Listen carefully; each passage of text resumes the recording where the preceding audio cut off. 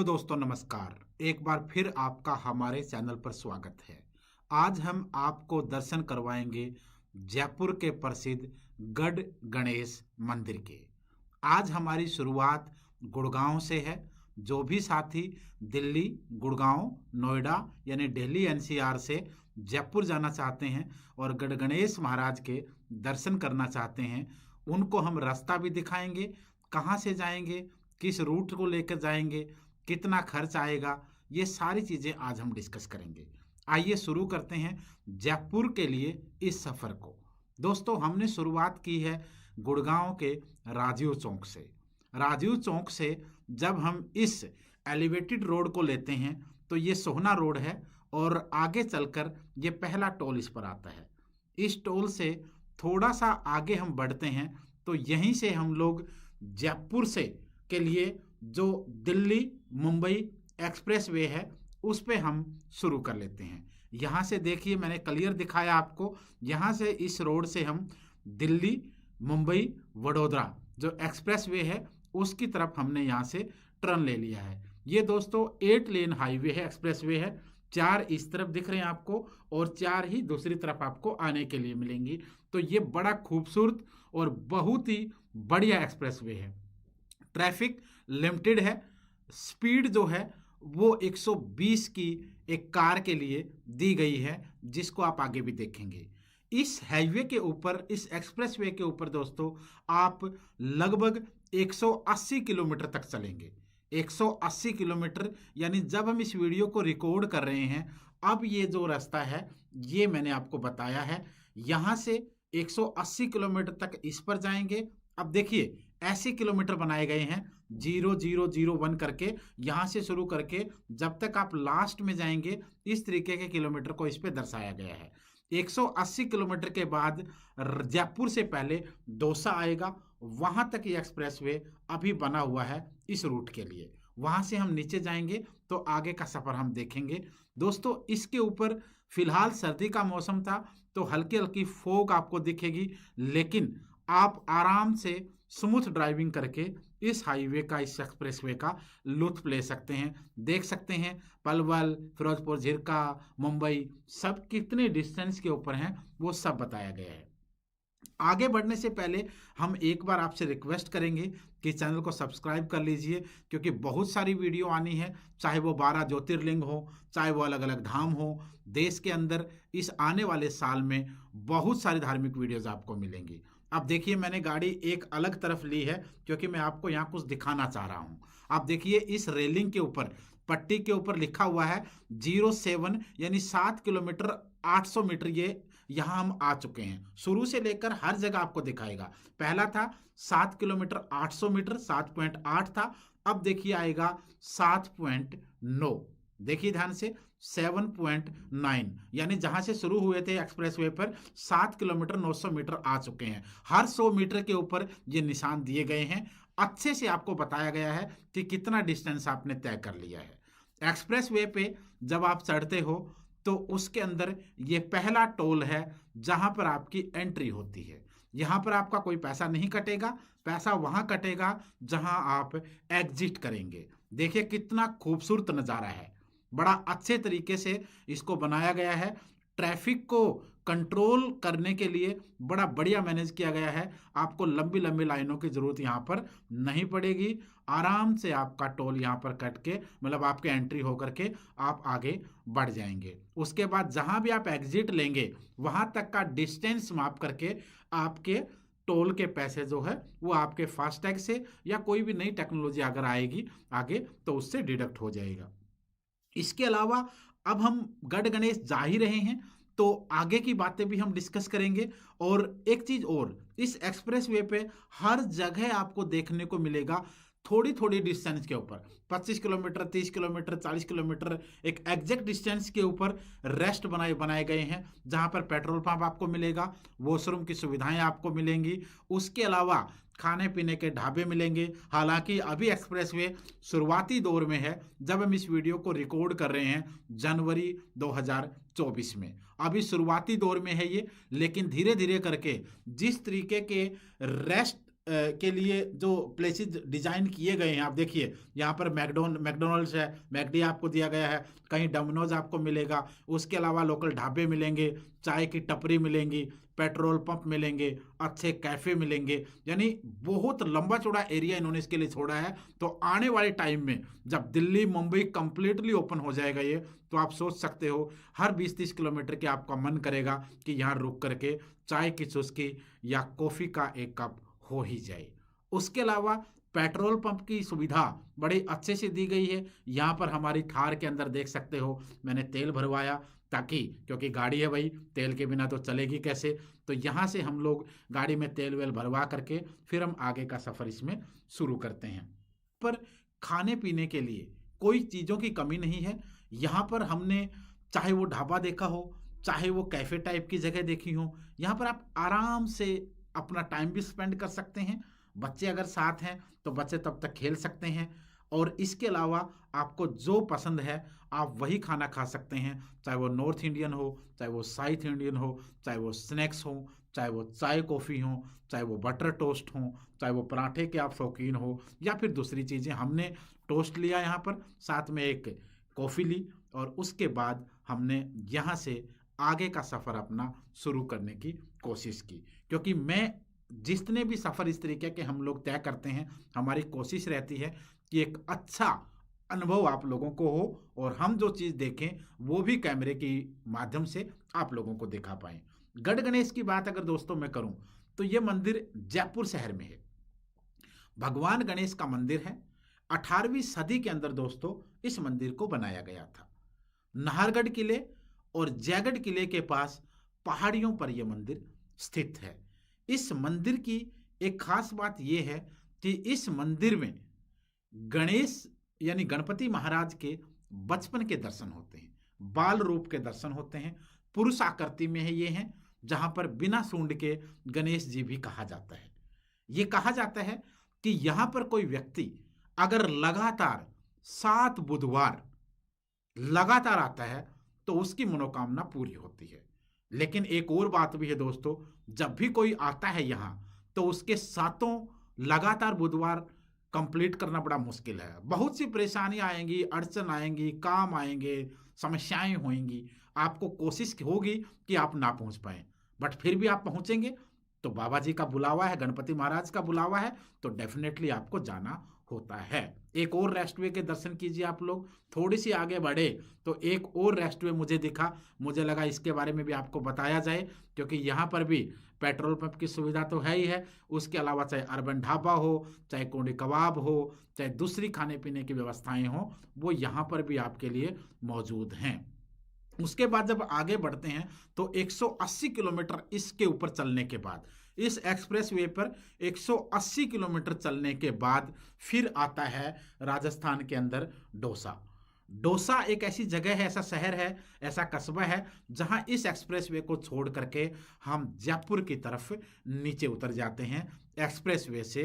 क्योंकि इसके बाद ये एक्सप्रेस वे आगे तो जा रहा है, लेकिन जयपुर के लिए हमें यहाँ पर इसको छोड़ करके दूसरे नीचे हाईवे पर जाना पड़ेगा। बड़ा स्मूथ एक्सप्रेस वे है, आपको पता ही नहीं चलेगा कि कब आपने यह सफ़र तय किया और कब आपको इस हाईवे एक्सप्रेस वे को छोड़ने का आपका समय आ चुका है। आप देखिए कितने यहाँ पर अगर जब आगे बढ़ेंगे हम लोग, तो यहाँ पर टोल है। जहाँ पर आपने एंट्री की थी वहाँ पर आपका पैसा डिडक्ट नहीं हुआ था, सिर्फ एंट्री हुई थी।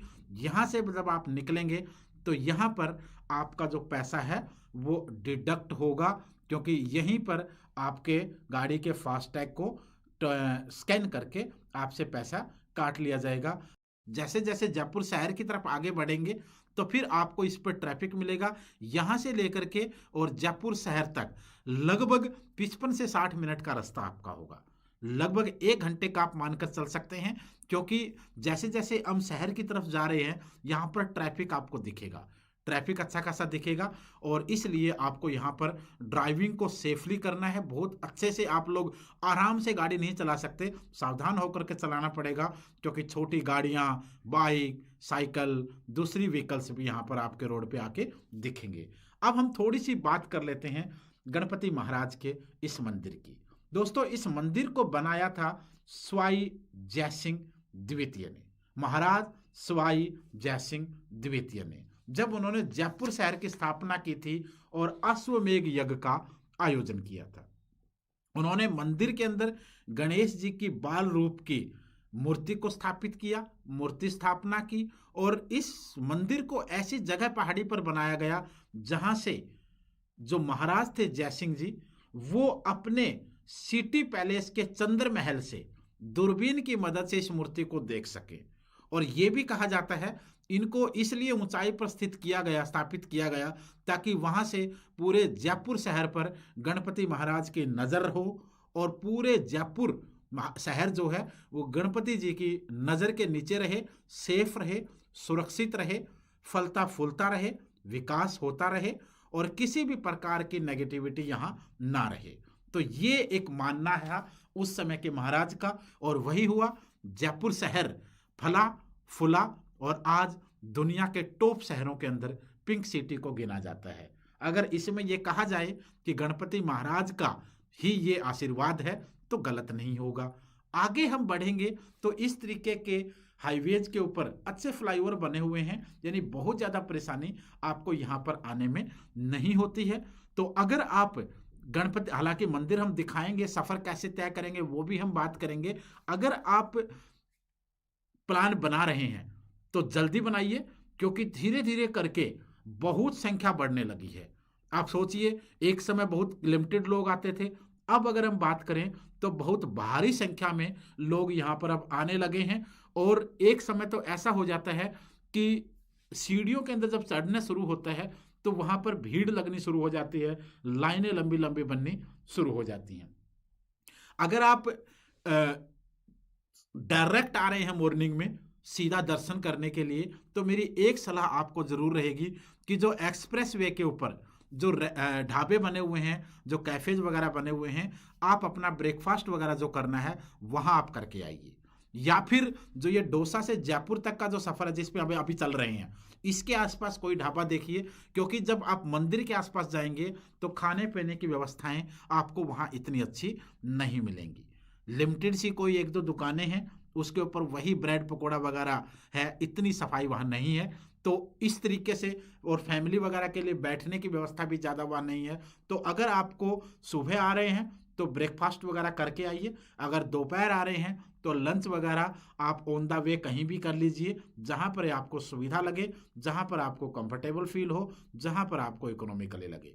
क्योंकि इस तरीके के सफ़र में आप लोगों को इन चीज़ों का ध्यान रखना बहुत ज़रूरी होता है, क्योंकि मंदिर के पास जा कर के सीढ़ियों से ऊंची चढ़ाई चढ़नी है, तो वहाँ एकदम से खाना पीना शरीर के लिए ठीक नहीं रहेगा। तो खाना पीना जो भी है वो आधा एक घंटा पहले आप कर लीजिए, ताकि जब आप चढ़ाई शुरू करें तो आपकी जो शरीर है वो बर्डन महसूस ना करे, भारी भारी ना लगे, वोमिटिंग की समस्या आपको ना हो, सांस फूलने की दिक्कत आपको ना हो। तो इसलिए आपको ये चीज़ बिल्कुल ध्यान देनी है।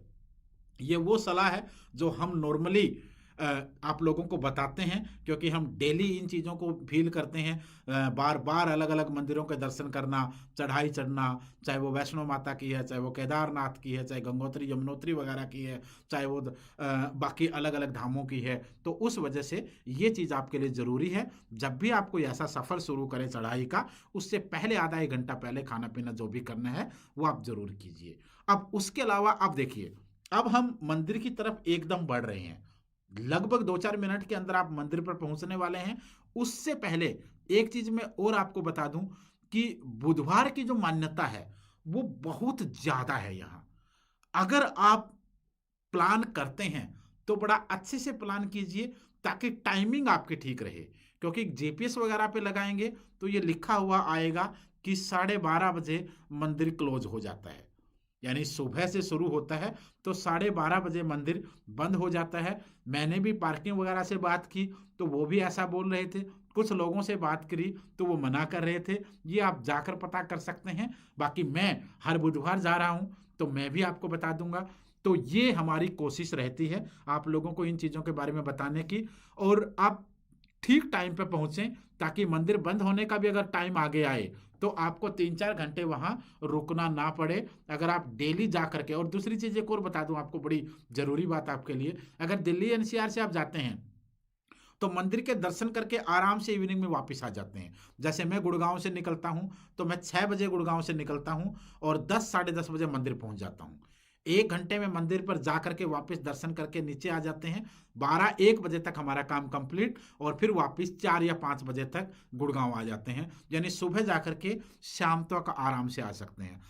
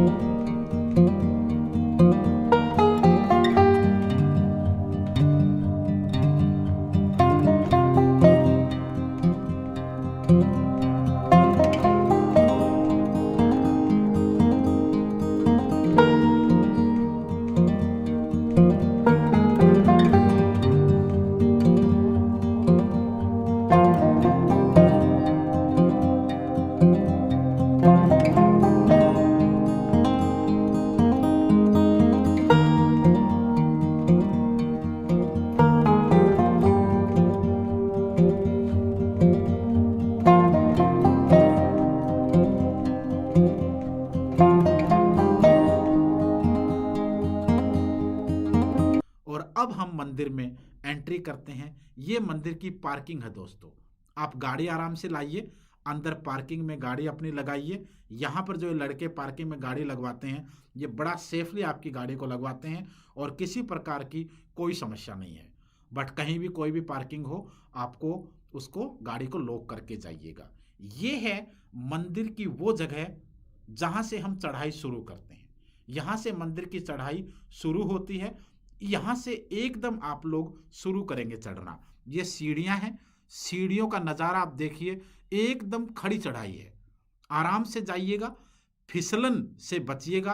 पत्थरों की रास्ता बना हुआ है, पत्थरों की सीढ़ियाँ बनी हुई हैं। 2 रास्ते मैं आपको दिखाऊंगा।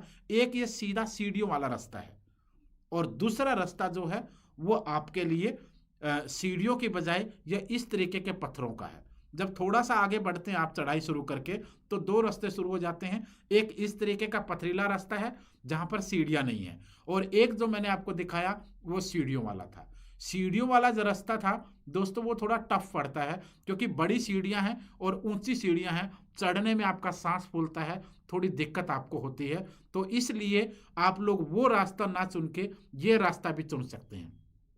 लेकिन दोनों के अलग अलग फायदे नुकसान हैं। सीढ़ियों वाले रास्ते पे आप चढ़ाई में तो दिक्कत आएगी बट फिसलन का डर ज़्यादा नहीं है। एक तरफ दीवार है, दूसरी तरफ भी दीवार और रेलिंग बनी हुई है। लेकिन इस रास्ते पर आपको रेलिंग और दीवार नहीं दिखेगी तो इसलिए पाँव के फिसलन से बचिएगा। पत्थर स्लिपरी हैं। जूते या चप्पल जो भी पहने हैं आप ऐसे पहन के जाइए जिनसे आपका पाँव ना फिसले, वरना दुर्घटना हो सकती है और ऐसे शुभ अवसर पर आपको ये नहीं होना चाहिए। तो इस तरीके के बारिश वगैरह के सीजन में यहाँ ज़्यादा रिस्की हो जाता है। बारिश वाले सीजन में आप सीढ़ियों का प्रयोग करें क्योंकि यहाँ पर लैंडस्लाइड होने का इस रास्ते पर थोड़ा सा डर आपको देखिए। साइड का रास्ता थोड़ा सा कंफर्टेबल नहीं लगेगा आपको, लेकिन चलने में आपको दिक्कत नहीं आएगी। बट साइड की दीवारों और किनारों से आप दूर होकर चलिए ताकि किसी भी प्रकार की दुर्घटना से आप बच सकें। खासकर बारिश वगैरह के सीजन में ऊपर से हल्के फुल्के पत्थर आना या फिर साइड में लैंडस्लाइड हो जाना ये डर जरूर रहेगा। तो ये मेरी आपसे रिक्वेस्ट है हाथ जोड़कर कि अगर बारिश का सीजन हो तो आप मेन सीढ़ियों का प्रयोग करें। अगर नॉर्मल साफ सुथरा मौसम है तो आप यहाँ से आएँ। आगे चलकर दोनों रास्ते ऑटोमेटिकली मंदिर से पहले मिल जाते हैं। तो इसलिए आपको घबराने की ज़रूरत नहीं है कि ये रास्ता कहाँ जाएगा या वो दूसरा रास्ता कहाँ जाएगा। अगर समर सीजन में खासकर आते हैं, बच्चे आपके साथ हैं, बुजुर्ग आपके साथ हैं, तो पानी आप ज़रूर लेकर आएँ क्योंकि सीढ़ियों के रास्ते पर पानी की व्यवस्था नहीं है। लेकिन इस रास्ते पर पानी का नल भी आपने अभी देखा और उसके अलावा यहाँ पर आपको पानी की प्याऊ मिलेगी, जहाँ पर बूढ़े बाबा आपको पानी पिलाते हैं। ये बूढ़े बाबा हैं, श्री भोग्या जी की मूर्ति है ये। और उसके अलावा ये बूढ़े बाबा हैं जो यहाँ पर आपको पानी पिलाते हैं। ये मटकों की व्यवस्था यहाँ पर की गई है। अगर आप इस रास्ते से आते हैं, सीढ़ियों वाले रास्ते पर पानी की व्यवस्था नहीं है, तो मंदिर में जाकर आपको आगे पानी मिलेगा। अब देखिए जयपुर में पानी को स्टोर करने के लिए कितने बड़े बड़े तालाब टाइप बनाए जाते थे। वाटर स्टोरेज सिस्टम, हार्वेशन सिस्टम कितना बढ़िया होता था। तो ये नज़ारे भी आपको, पहाड़ के नज़ारे बड़े खूबसूरत दिखेंगे आपको। जैसे जैसे ऊपर चढ़ेंगे आपको आसपास की पहाड़ियां नजर आएंगी, और इतनी खूबसूरत पहाड़ियां कि आप देखते उनको रह जाएंगे। इस तरीके की लाइनें बनी हुई दोस्तों, इस तरीके की लाइनें बनी हुई हैं। और यहाँ पर जाकर फिर दोबारा सीढ़ियाँ शुरू हो जाती हैं। आप सोच सकते हैं, देखिए ये कुछ लड़के दूसरी रॉन्ग साइड से जा रहे हैं, बट ऐसा आपको नहीं करना चाहिए। आप अपनी साइड से जाओ ताकि आने वालों को भी दिक्कत ना हो और जाने वालों को भी दिक्कत ना हो। यहाँ से जब आप ऊपर चढ़ते हैं, यहाँ से जब हम ऊपर चढ़ते हैं तो इस गेट से निकलने के बाद दोनों रास्ते एक हो जाएंगे। यहां पर देखिए दोनों रास्ते एक हो गए, एक इधर से आए एक उस तरफ से आए। अब यहां से दोनों रास्ते एक हो जाते हैं और यहां से आप सीधा मंदिर की तरफ जाएंगे। पूरे जयपुर शहर के दर्शन आप आराम से कर सकते हैं। बड़ा खूबसूरत नज़ारा है। मौसम साफ होता तो और अच्छा सुंदर दिखता। और यहां से गणपति महाराज की नज़र रहती है। ये सामने देखिए भव्य मंदिर, जिसके लिए हम आज आपको लेकर आए हैं। जय गणेश बोलो कमेंट में, जय गणेश। श्री गढ़ गणेश मंदिरम, यहाँ ये मंदिर का मेन दरवाजा है। इसके चारों तरफ का ये नज़ारा आप देख लीजिए। उसके अलावा प्रसाद आपको नीचे से लाने की जरूरत नहीं है, ऊपर आराम से मिल जाता है। सफर में आप परेशान ना हो, हाथ भी मतलब आपका प्रसाद भी अशुद्ध ना हो, तो इसलिए आप सीधा आइए, ऊपर आकर प्रसाद ले सकते हैं। और यहाँ से मंदिर की शुरुआत होती है। मंदिर के अंदर दोस्तों एक चीज मैं बता दूं आपको, जो कैमरा है वो अलाउड नहीं है, मोबाइल और फोटो अलाउड नहीं है। मंदिर के अंदर के कुछ दर्शन हैं जो मैंने कुछ फोटोज गूगल से उठा ली थी कि इन्होंने डाली होंगी, बट मैं कोशिश करता हूं कि कोई नियम ना टूटे। मंदिर का प्रसाद आप ग्रहण कीजिए। मंदिर के अंदर आप आराम से दर्शन करें। दर्शन करके गणपति महाराज के जो मूसे हैं उनके कान में आप अपनी विश मांगिए, जाते हुए भी हैं वापसी में भी है। आराम से मंदिर के दर्शन कीजिए, प्रसाद चढ़ाइए, फूल माला चढ़ाइए, और ये सारी चीज़ें आपको बड़े खूबसूरत तरीके से अच्छा लगेगा। लोग अपने घर बनाते हैं ताकि पत्थरों से घर बनाएं, भगवान उनकी विश पूरी करे। आप भी अपनी विश मांग सकते हैं और इस तरीके से सीढ़ियों से उतरते हुए आप नीचे आ सकते हैं।